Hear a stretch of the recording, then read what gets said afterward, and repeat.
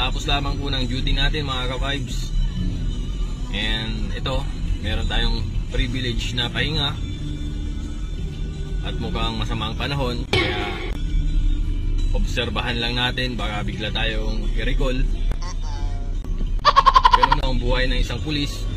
Kapag ikaw ay isang pulis o magpupulis pa lamang, tandaan mo palagi na ang buhay mo, yung katawan mo, yung isip mo ay ibibigay mo yan sa gobyerno. Dahil ang gobyerno ang magpapasweldo sa'yo. Lahat. Yan yung kapalit ng sweldo mo. Kaya nga meron tayong tinatawag na dog tag, di ba?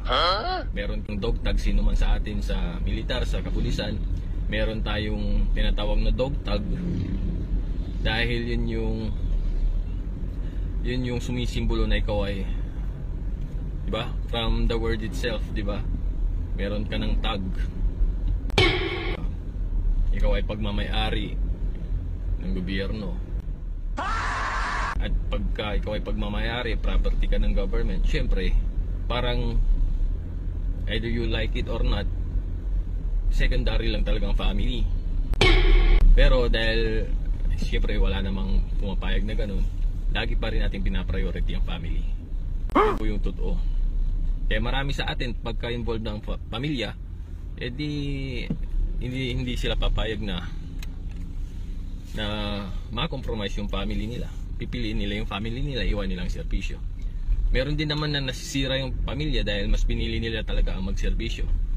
So hindi rin talaga pare-pareho ng mentality, di ba?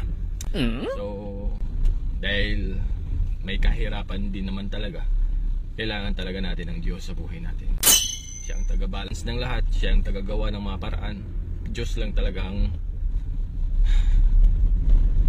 ating sandigan.